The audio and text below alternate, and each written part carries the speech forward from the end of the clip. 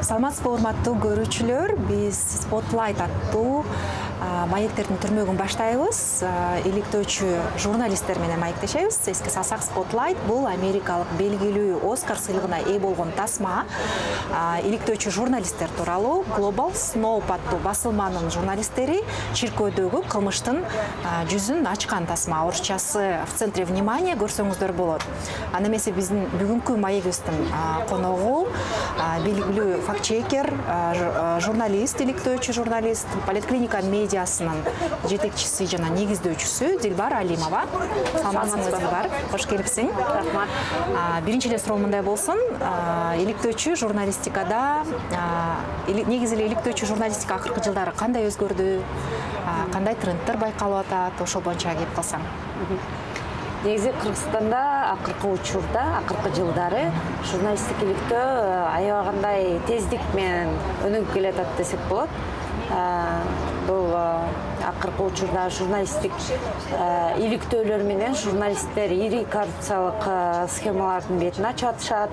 Эгер биз журналистиканы шарттуу түрдө 4-чү бийлик деп атай турган болсок, эң эле өзүнүн ыйгарым укуктарын, милдеттерин так аткарып аткан ушул 4-чү бийлик деп айтар элем. Анткени ошо журналисттик иликтөөлөрдүн жүзү менен көптөгөн мыйзамсыз иштердин бети ачылып атат. Коомдо дагы журналисттерге, журналист иликтөөчүлөргө ишеним жогору болуп турат. Бирок ошол 4-чү бийлик деп атпайбызбы? Анан 4-чү бийликтин ишмердүүлүгүн башка 3 бийлик кандай сыпаттайт? Кандай мамиле кылат? Негизи айтканда баягы укуктук мамлекет болгондо ошо 4-чү бийликтин журналисттердин укуктарын башка бийлик камсыз кылып бериш керек болчу да. Бизде тилекке каршы кээде андай болбой калып атат. 4-чү бийлик өзү менен өзү эле калып калып атат. Бул журналисттер, массалык маалымат каражаттары, тескерисинче укуктары бузулган учурлар, куугунтук болгон учурлар көп катталып атат. Анан укугуңду коргоого ошол укук коргоо органдарына кайрылсаң, тиешелүү деңгээлде корголбой калып атасың. Бул албетте өкүнүчтүү.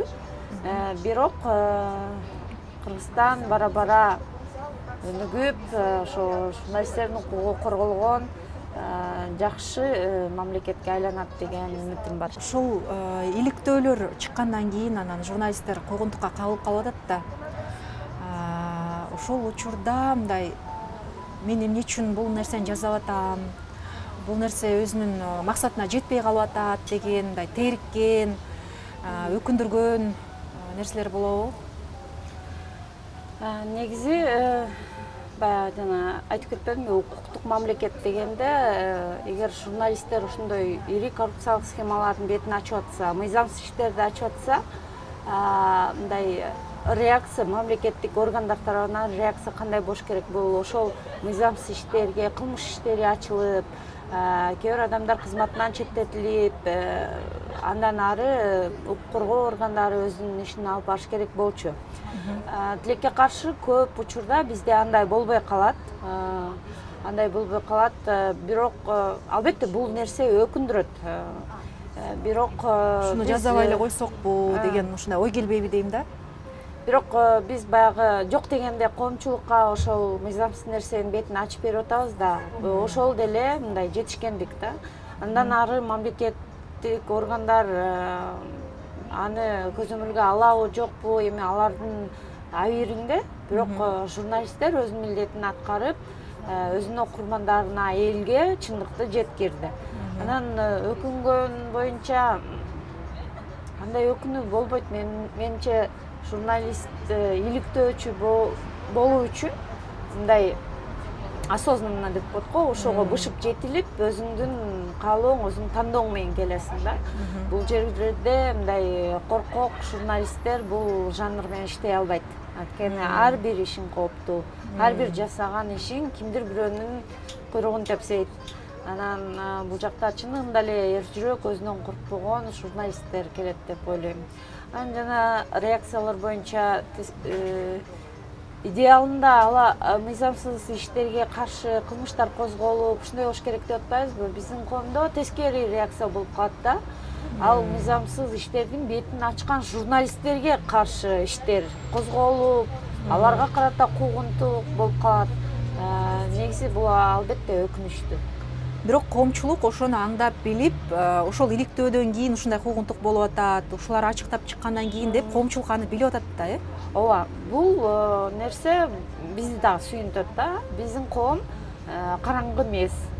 Башка ошол Орто Азиялык чөлкөмдөн алганда башка өлкөлөргө салыштырмалуу биздин коом баары бир жарандык активдүүлүгү бар, медиа сабаттуулугу жогорурак эл да. Журналисттер эмне үчүн куугунтукка алынып атканын, алар жасап аткан иштер, алар ачып берип аткан иштерди эл түшүнүп турат. Бул эң башкы нерсе десек болот. Жетишкендик, иликтөө жаатында иш алып барган журналисттердин катары калың деле эмес.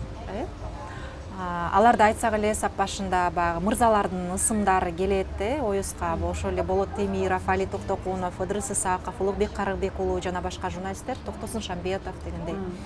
Анан айымдардын арасынан аз эле да мындай кол менен өзүңдүн эле кыздарың кымбат, Дилбар Алимова, анан көп деле мындай иликтөө жаатында иш алып барган айымдар көп эмес да, бул эмнеден ошол көз каранды? Менин оюмча бул ошол журналисттик иликтөө жанрынын оорчулугунда болуш керек. Анан оңой эмес экендигинде болуш керек. Экинчиден, негизи эле биздин коомдо менталитетте аялдардын кайсы бир чөйрөдө карьера жасоосу эркектерге салыштырмалуу оорураак болот да. Ошого дагы байланыштуу болуш керек. Анткени журналисттик иликтөө жасоо бул дайыма стresстик абалда иштөө дегенди түшүндүрөт. Күнү түнү иштөө дегенди түшүндүрөт. Коркутуу, үркүтүүлөр, бул сенин үй бүлөңө чейин кооптуулук жаралышы мүмкүн. Бул кээде жумуштан сырткаркы убакта дагы иштешиң керек болгон учурлар болот. Анан андай жумушка балким бардык эле кыздарда шарты болбой калышы мүмкүн. Бирок акыркы учурда ошо кыздардын арасынан дагы бул журналисттик иликтөөгө кызыккан, өзүнүн активдүү жарандык позициясы бар кыздарыбыз чыгып келатат. Биздин командада негизинен кыздар басымдуулук кылат. Балким ошону менен биздин редакциябыз өзгөчөлөнөт. Өрүсбек Кылычбек кызы, Кымбат Турдубекова, азыр дагы жаңы кыздар кошулуп келатат. Ошо кыздардын саны деле көбүрөөк болот буюрса. Негизи сен ошо бир интервьюларың биринде айткансың, факт-чекинг иликтөө жаатындагы макалалар, материалдар жакшыраак окулат, жакшыраак көрүлөт деп. Ошондон улам дагы Политклиника медиасы бул жанрдын аркасынан түшүп алса керек, Ооба, негизи эле биздин коомдо мындай суроо талап ошол журналисттик иликтөөгө жогору экен. Бул факт-чекингди деле мындай мини иликтөө деп койсок болот да. Коомдон ошондой суроо талап бар. Биздин коом баары бир эле акыйкатсыздыкка каршы, мыйзамсыздыкка каршы экен да.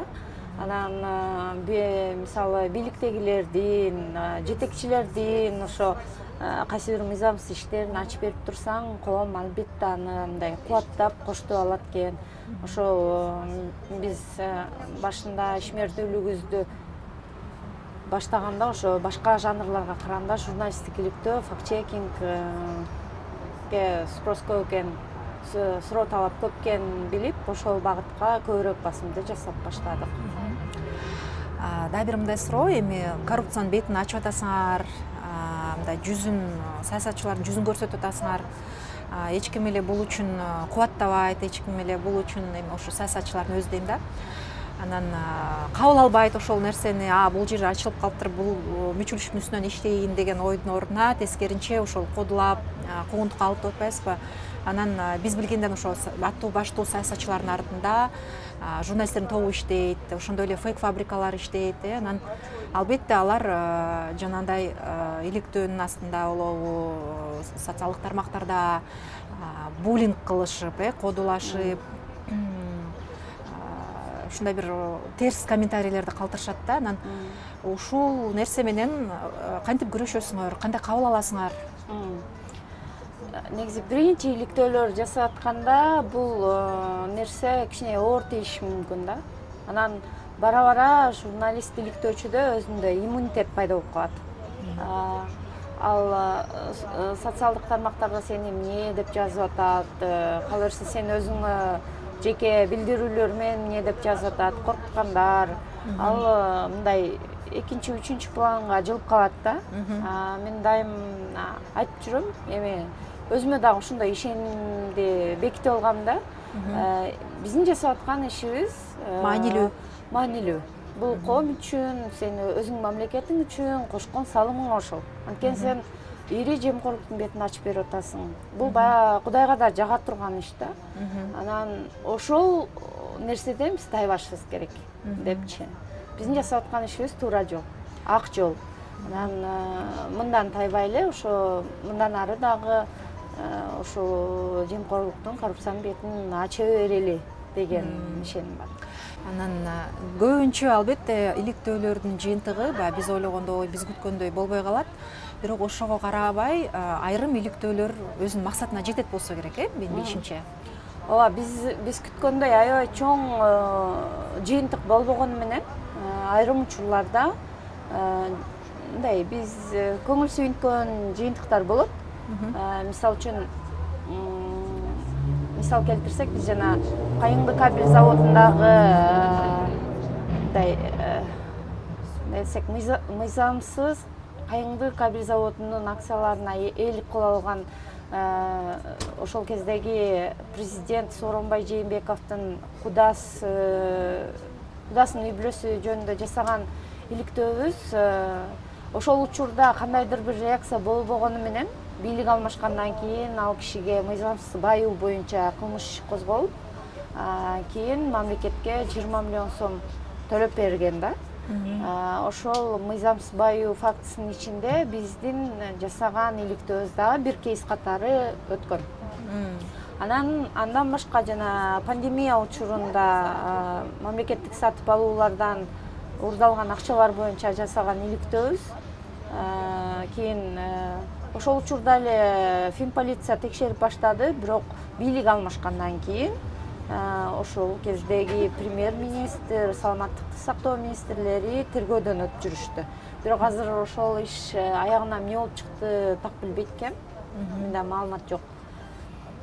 Дагы андан кийин деле азыркы бийликтеги турган жетекчилер боюнча дагы ири журналисттик иликтөөлөрдү жасадык, бирок эмнегедир ошолорго эч кандай реакция болгон жок.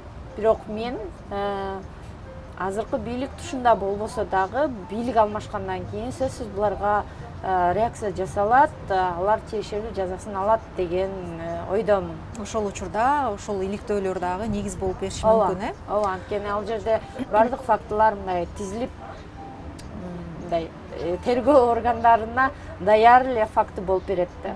Менин билишимче ошо силердин иликтөөңөр өлкө ичинде болгон конкурстарда да жеңип жүрөт. Мисалы үчүн Улан Эгизбаев атындагы сыйлыктын жеңүүчүсү болгонсуңар. Ошондой эле Умтулуу сыйлыгын республикалык масштабтагы алып жүрөсүңөр. Бул да болсо мындай журналисттер үчүн, силерде иштеген журналисттер, ошол эле стажерлор үчүн бир чоң сыймык, анан бир стимул болсо керек, Ооба, албетте.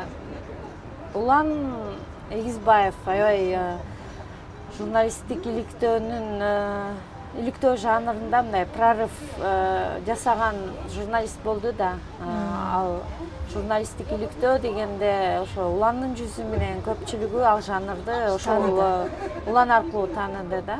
Анан Улан өзүнүн принциптерине бекем болгон чынчыл журналист болду. Ошондуктан анын сыйлыгын алуу биз үчүн сыймык. Анан ал биздин командага албетте шык берет. Бул кандайдыр бир деңгээлде баягы атаандаштык дагы болот да. Ошо журналисттик иликтөө жасап жүргөн журналисттердин арасында ошол сыйлыкка жетели деп кичине атаандаштык деле болот. Анан аны жеңүү албетте бизге мотивация. негизи эле кыргыз тилдүү журналистикада мындай өзүнчө бир жергиликтүү басылмаларды айтайын. Эми эл аралык басылмаларда албетте мүмкүнчүлүк да көбүрөөк, ресурстар дагы чоң алардын. Жергиликтүү медиалардын арасынан биринчилерден болуп ошо иликтөө жаатын алып кеткен кыргыз тилинде ошо политклиника медиасы болбоду. Анан сенин оюңча ошол иликтөө жанры мындан ары кыргыз тилдүү аудиторияда кандай өнүгөт? Журналистика иликтөө мындан ары өсө берет. Бул баягы жакшы тенденцияга башталып калды. Жаштардын арасынан дагы журналистика иликтөөгө мындай кызыккандар көп болуп атат. Бул ошол эле Болот Темировдун журналист болуп жүргөн кезде Жанар Акаев, Улан Эгизбаев ушулар эме жаштарга бир мындай алдыга жол көрсөтүүчү фигуралар болуп калышты да. Анан ошолордун арты менен жаштардын арасында бул жанрга кызыккандар көп. Анан анын үстүнө Интерньюз, Сорос фонду сыяктуу уюмдар журналисттик иликтөө боюнча ар түрдүү окутууларды көп уюштуруп атышат. Ар кандай журналисттик иликтөө боюнча мектептер ачылып атат. Бул дагы болсо бул жанрдын өнүгүүсүнө салым кошот деген ойдомун. Жакында эле алгачкы жолу ошо журналисттик иликтөө мектебин ачтыңар, ошол жаатта да иш алып барып атасыңар, жаш журналисттерди иликтөө жаатында үйрөтүп келатасыңар. Ошол мектеп боюнча айта кетсең. Ооба, биз негизи буга чейин баягы кыргыз журналистика мектеби деп биз журналистиканын эл аралык стандарттарына студенттерди окутуп, даярдап, анан өзүбүздүн командага кошуп алып жүргөнбүз да. Анан акыркы учурда биз өзүбүз тажрыйба топтоп, анан журналисттик иликтөө боюнча тажрыйбабызды өркүндөтүп алдык. Эми өзүбүзгө команда топтош үчүн өзүбүз окутуп алалы деген чечимге келдик. Анан бул бир жагынан журналисттерди бул жанрга окутуп, башка медиаларга деле салым кошуп атабыз. Экинчи жагынан биз менен иштешкиси келген жаштарды ошол жактан кадр даярдап өзүбүзгө алып калып атабыз да. Азыр ошо журналисттик иликтөө мектебинин биринчи потогу иш алып барып атат. Буюрса жакында экинчи потогун баштайбыз. Жакшы. Негизи эле ошо журналисттик иликтөө жанрынын өнүгүп атканы, журналисттик иликтөөлөргө кызыккан адамдардын саны көбөйүп атканы кубандырат. Бирок ошол эле учурда жана коопсуздук боюнча айта кетпедикпи? Кодулоо болот, ошондой эле коркутуу үркүтүү болот, куугунтуктар болот. Анан баягы материал топтоп аткан учурда фигуранттар байланышка чыгып бир сүйлөшүп албайлыбы деген нерсе жөнүндө айтып берсең. Ооба, бул негизи неме ар бир жасалып аткан иликтөөдө баягы финалдык бөлүгүнө келгенде бул боло турган нерсе да. Анткени биз баягы OCCRPнын стандарттары боюнча окудук да иликтөөнү. Ал боюнча биз сөзсүз түрдө экинчи тарапка, иликтөөнүн фигурантына дагы сөз беришибиз керек. Анан биз муну демейде акыркы бөлүккө калтырабыз. Материал даяр болуп чыгарар этапта гана кайрылабыз да. Бул баягы ошол эле иликтөөнүн коопсуздугу үчүн. Анан ошондо кайрылганыбызда алар бизге биринчи эле мындай тааныштар аркылуу чыгып, чалып, ортомчулар салып, ошо чыгарбай эле койбойбу. Анан ушул эле тынчыраак эле отура бербейсиңерби? Тынч эле отурбайсыңарбы? Эми сен кармап, сен эле асманды кармап турасыңбы? Ушуну кое берсең эле бүтүп калабы деген сыяктуу сөздөрдү айтышат да. Андан көрө бир проблемаңды чечип албайсыңбы? Тыйынын сүйлөшүп албайсыңбы? Же болбосо кызматка барасыңбы деген учурлар көп эле болот. Анан кала берсе ошо кайсы иликтөө боюнча экенин айтпай эле коеюн. Бир иликтөөнүн чыгарарда ошо биздин өзүбүздүн эле тааныштар келип ошо 3 каалооңду айт, анан кийин колуңду мындай кылсаң эле бардыгы орундалат деген учурлар болду да. Анан каалабай койдуң. Мен негизи эле биз жасап аткан иштин маанисин түшүнөм. Анан антип баягы ишмердүүлүгүңдү сатып акча тапкым келбейт да. Бул мен баягы аберим саткандай кабыл алам. ошондуктан биз андан көрө мындай кичинекей акча тапсак деле ошо таза журналист дегендей атыбыз калса бизге ошол маанилүү да. Сен интервьюларыңдын биринде мындай деп айтканың эсимде да, жолдошумдун достору мени өзүнчө бир сыщик деп ойлошот депчи. Анын сыңарындай ошол тааныштардан тууган урук арасында же классташтар, группалаштар болобу, же куда сөөк болобу, бир мамлекеттик кызматта отурган же болбосо саясатчы, ушул сенин ишмердүүлүгүңө байланыштуу сен менен баарлашкандан кооптонуп, мындай алысыраак эле болоюн деген учурлар болобу? Болот андайлар, толтура эле. Көп эле болот да. Көп эле болот, анан бирок мен өзүм деле ошолордон корком. Мен ишмердүүлүгүмдүн зыяны ошолорго тийип калбасын деп корком. Анан бизде негизи туугандар менен кандайдыр бир мындай шарттуу түрдө бөлүшүп алган границаларыбыз бар, чек араларыбыз бар. Биз алар менен саясатты талкуулабайбыз. Мен алардын ишине кийлигишпейм, ошол эле учурда мен аларды менин ишиме кийлигиштирбегенге аракет кылам да. Анткени алар мага көп эле жолу айтат да, эми жөн эле жүрчү, ушуну жасайм деп, эми бизге зыяның тийип калбаса болду деп көп эле жолу айтышат да. Анан бирок мен ошо эми силер өзүңөрдүн жумушуңарды аткарып атасыңар, мен өзүм жумушумду аткарып атам. Анан алар кадыресе эле тиги социалдык тармактардан окушат, көрүп турушат, бирок эч кандай реакция кылбайт, Ооба. Көбүнчөсү. Негизи мен өзүмдүн жеке баракчамды аларга жаап салгам, туугандарыма. Анткени алар менин ар бир жазган постума, ар бир чыгарган материалыма аябай кабатырлануу менен кабыл алышат. Мен аларды ошондон мындай сактагым келет да. Анан бирок ошентсе да поликлиниканын аккаунттарынан көрүп алышат экен. Ар чыккан иликтөөдө ата-энем мага чалып, өзүнүн комментарийин айтып, ушу жөн эле жүрчү деп көп жолу айтышат да, кооптонуп турушат. Анан мен да аларга айтам, мен жасап аткан ишим туура иш, туура жолдо, баягы ак жолдо дейбиз го. Силер ошону менен сыймыктансаңар болот. Мен этият элемин. Баягы эң башкысы Кудай сактасын деп эле ошентип коем да. Негизи биз байкаганда мындай болуп атпайбы? Адам эгерде бийликке жеткичекте, ошол эле жарандык коомдун сөзүн сүйлөсө, иликтөөчү журналисттердин сөзү менен ошолордун толкунунда болуп жүрсө, бийликке келгенден кийин позициясы алмашып кетип атат. Же болбосо тескеринче бийликтеги адам жарандык коомду укпай жүрүп, анан кийин кол жууган соң ушул жарандык коомду уксам болмок деп өкүнүп бармагын тиштеп калган учурлар болуп калып атпайбы? Негизи эле мындай демократиялык өлкөдө кандай болуш керек? Ошол эки институттун кызматташуусу кандай болуш керек? Негизи бул журналисттер билген адамга, түшүнгөн бийликке бул аябагандай мындай чоң жардамчы. Ага атайын ресурс коротуп, кызматкерлерге айлык берип, аларды мындай камсыздап отуруп жасата турган жумушту журналисттер бекер эле жасап берип атат да. Тескерисинче ошол күчтү колдонсо болот бийлик. Ар бир жасаган материалына реакциялар жасап, эгер өзүлөрү таза болсо, реакция жасап, ошо коомдун кандайдыр бир нааразычылыгы болуп атат да, ошону түздөп, улам жумушун ушундай алып барса, тескерисинче өзүлөрүнө эле жакшы болот болчу да. Бул жана сен айтып кетпедиңби?